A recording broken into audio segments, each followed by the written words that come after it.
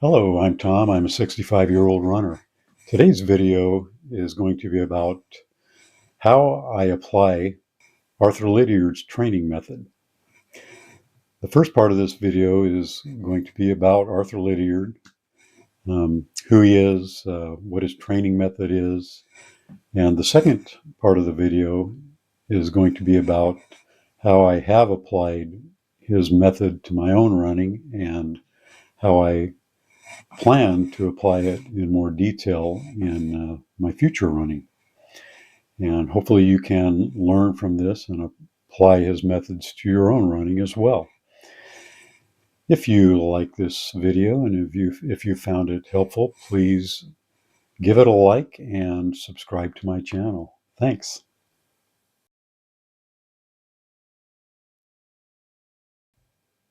In the 1940s, Arthur Lydiard was a young man in his 20s who worked in a shoe factory and played club rugby.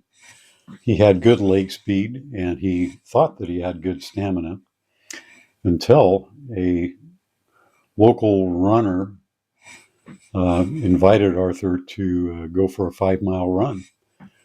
And this runner was middle-aged, and Lydiard, young man that he was, thought that he would easily run that 5 miles. But in reality, that middle-aged runner humbled Arthur, and Lydiard ended up being kind of flabbergasted about just how out of shape he was when he thought that he was in shape from his rugby playing. Well, this humbling 5-mile run actually motivated Lydiard to up his game. And so Lydiard began to run himself, primarily just putting in a lot of training miles.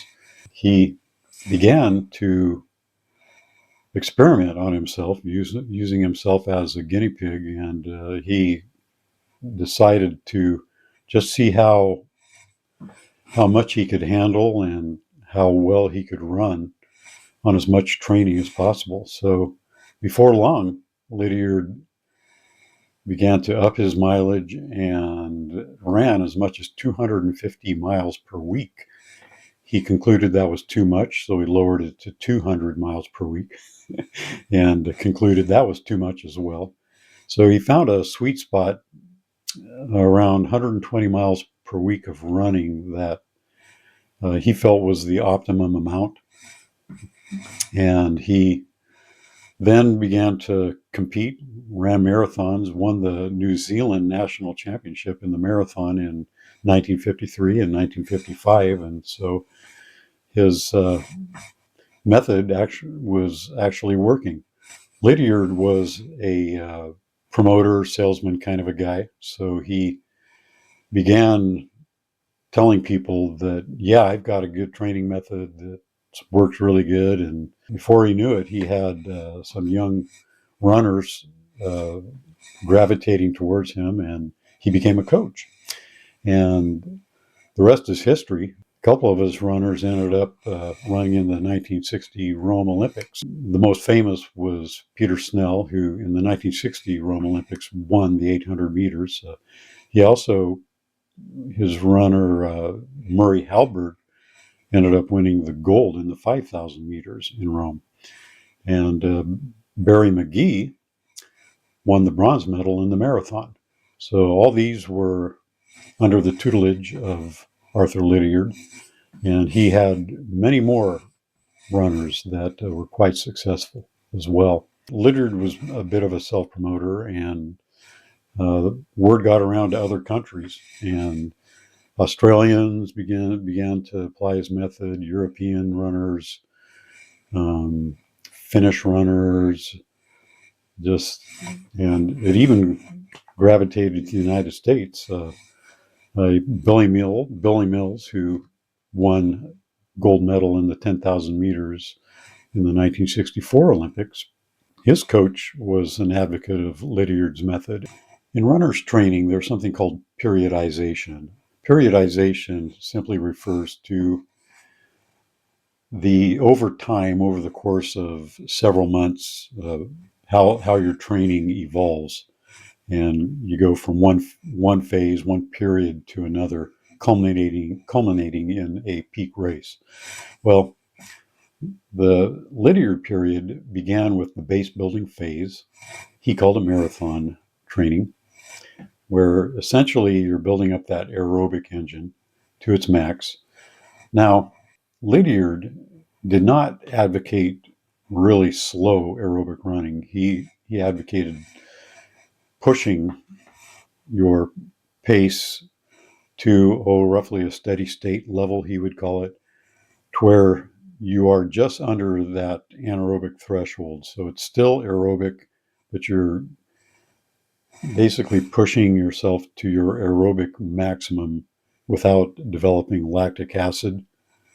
And so he didn't advocate easy jogging for his athletes. So during that marathon training aerobic phase, it was steady state running is what he would call it. And also during this phase, which lasted typically a couple of months, his runners included fartlek training once a week and even occasional time trials. So it wasn't exactly slow, easy, long, slow distance running during this base phase. It was actually somewhat strenuous. The next phase in Lydiard's method, after the aerobic base was built up to its maximum, was the hill phase, where Lydiard had his athletes do hill springing. Nowadays, you don't see a lot of hill springing. Usually hill workouts just involve running uphill, strenuously, repetitions uphill. Well, Lydiard had his athletes doing hill springing and claimed that he never had athletes with Achilles tendon injuries or that kind of a thing, which some people may have been concerned about that because you're really working that Achilles hard if you're doing a lot of springing up a steep hill. And so this hill phase lasted about 4 weeks. I'll go ahead and mention modern day coach Brad Hudson, who also advocates hill training, or not necessarily hill springing, but hill running. And Brad Hudson, in his book, Run Faster by Brad Hudson, he recommends hill sprints for injury prevention and for strengthening the muscles used for that you will be using either in races or when you come to the next phase, which involves faster interval training. Well, hill training, hill intervals, result in strengthening those speed muscles, the sprint muscles, and preparing them for the later harder training and racing that will take place. And it also results in injury prevention. Strengthens the calves, strengthens basically all the leg muscles, and toughens them up, toughens the tendons, toughens the ligaments. The next phase was the anaerobic phase. That lasted about 4 weeks as well. He had his athletes pushing pretty hard during this phase, so there would be typically a long run to maintain that aerobic base during the week, and then a couple of hard interval workouts as well, and then recovery days in between those interval workouts. So recovery meaning more aerobic running. So that would be, I suppose, typical for that phase, plus the occasional race. And if there wasn't a race, then there would be time trials. Now, Lydiard saw time trials as not races, but rather hard runs to practice racing. But these hard runs would be at, say 80% of your race capabilities, and they wouldn't be the precise race distance. Like if you're a 5,000 meter runner, perhaps you would do a time trial of 3,000 meters at close to the 5,000 meter race pace. And so they would be race simulations. After this 4-week anaerobic phase or period, uh, Lydiard then had his athletes go through about a 3, maybe up to 4-week speed phase, where you would also be doing interval training, but you would up the intensity, and up the speed at which you did these. And so instead of perhaps longer repetitions, you would do shorter repetitions where you would really push the pace and sometimes run pretty much all out sprints. If like maybe a miler would do something like 8 times 200 meters at 400 meter, 800 meter race pace, something like that. And then a lot of wind sprints as well. So this phase would last about 3 weeks. And at this point, with top level runners, they're coming close to what is known as their peak. And they were aiming to peak at a championship race, at the big race. And so this period, beginning with the base training, lasted, let's say, 16 weeks. So you've got, maybe a month of base training, 4 weeks of hill training, 4 weeks of anaerobic training, 3 weeks of speed training. So at this point, the athlete is pretty much at a peak, in peak fitness, peak conditioning. Now, Lydiard did say that you can only sustain this peak for a limited amount of time, maybe, a couple of championship style races. So usually it would be a national championship, and then a few weeks later you would have perhaps the world championships, if they were, or the Olympics. And so you had to time your training to reach these peaks, which cannot be sustained for very long. So there you go. So after the speed the speed period, which lasted about 3 weeks, then you would taper, which was basically would be a rest week. So the athlete would be fully, completely rested and tuned up and ready to race at his or her best come the championship race. Okay, there you go. That's basically the Lydiard system. Coaches to this day use this system, of course, with lots of adaptations. Okay, so how will this 65-year-old runner apply the Lydiard method to his own training? Well, I'll start off by saying that, of course, I need to scale it down big time. I'm not going to be putting in 120-mile weeks, believe you me. I only run about 3 days a week and very limited mileage at that. So I have no plans to apply the large amount of mileage that Lydiard recommended. So instead, I'm going to scale it down. I also do cross training twice a week, so I'm basically training 5 days a week, to develop my cardio. I need to give a warning, basically, a qualifier, a recommendation that you really be careful when you apply any kind of a training method, especially if you're 65 years old and injury prone like me. So it's very important that you scale down training, both in distance and intensity. So mileage needs to be scaled down, intensity needs to be scaled down. And it's very important that you listen to your body. If you're feeling the slightest little warning signals, little painful twinges, then take a day or two off, unplanned day or two off. This is very important because older runners get injured a lot easier than younger runners, and it also takes us longer to recover. So take heed from me. Be very careful when you apply this.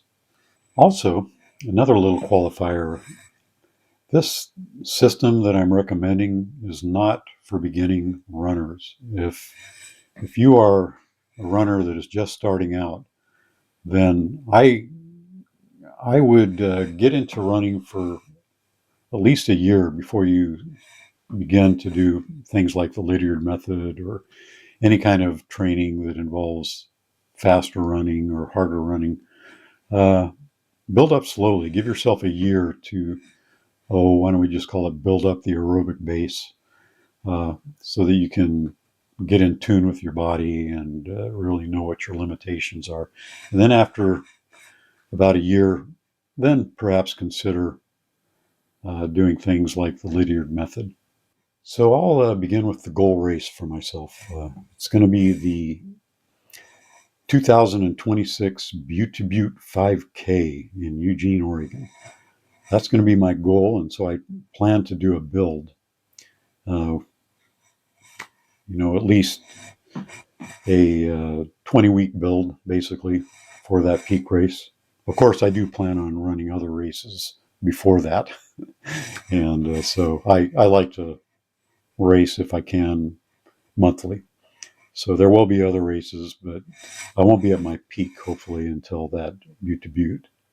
Okay, since I'm aiming for July 4th, the period will essentially begin with building the aerobic base.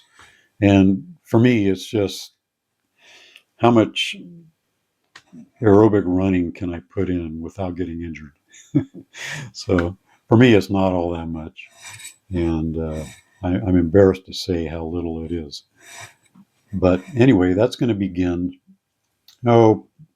probably about mid-January, and I'll just slowly just put in the miles, put in the cycling for cross training, and try to get that aerobic base built up during January, February, and March. So that's plenty of time, and that way I can test the body, see how much it can handle. During that phase, I will be doing a little bit of steady state running as well. It's not all going to be long, slow distance. So perhaps once a week I'll push it a little bit, maybe do a 3 mile tempo run, something like that. Just so the body can be accustomed to a little bit higher intensity. And also, um, another thing that coaches recommend, even during the base phase, is to do strides. So I'll, in the early part of every run, put in about 4 times 50-meter strides at race pace, whatever race that will be. For me, it's 5Ks. And so I'll be doing that. So it's not like it's all going to be slow aerobic running during this phase. Then after the base phase finishes out in around March, then at some point in April, I will begin the hill training phase. And my recommendation for you, as well as myself, is to build up really slowly with these hills. Do them about once a week, and be very gradual. Your first session should only be maybe one hill at 10 seconds. And then let your body recover. And again, I'm speaking to older runners who it takes us longer to recover. Now, Lydiard had his runners doing hills twice a week. But since older runners recover more slowly, we can only handle it about once a week. So the first week of hills, just one. Second week, 2 hills with recovery walks back down the hill.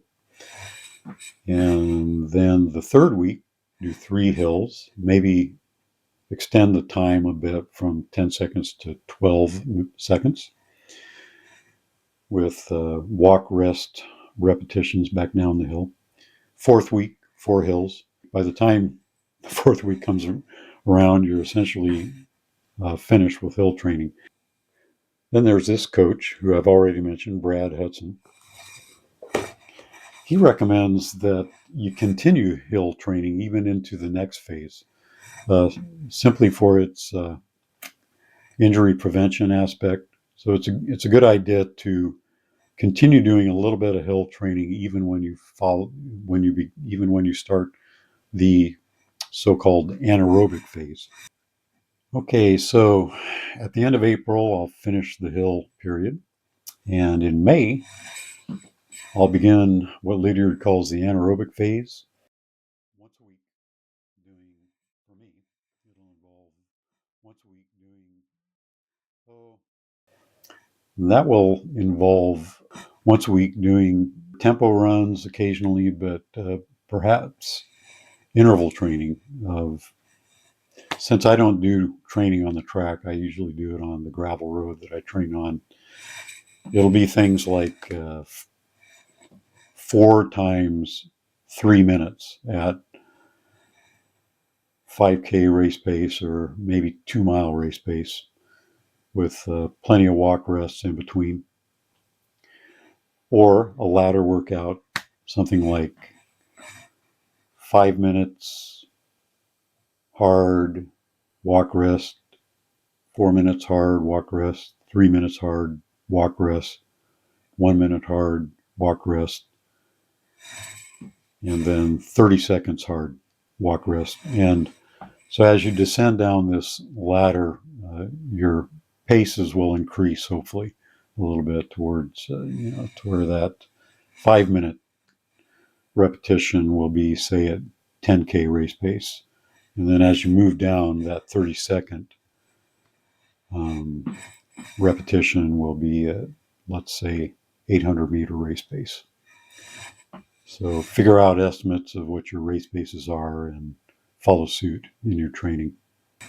Now, during this 4-week anaerobic phase, I'm also going to incorporate a little bit of hill training as well. So they'll be kind of intense days, but they're only once a week. So I'll begin with hills or finish the workout with a few hills. So say do 4 hills at 10 seconds each with plenty of walk rest back down the hill. Then I would get on the flat road and do the other interval training, which will be a little bit more intense. And so that would be a typical day for me. In previous videos, I've mentioned this book by Matt Fitzgerald. Very good book.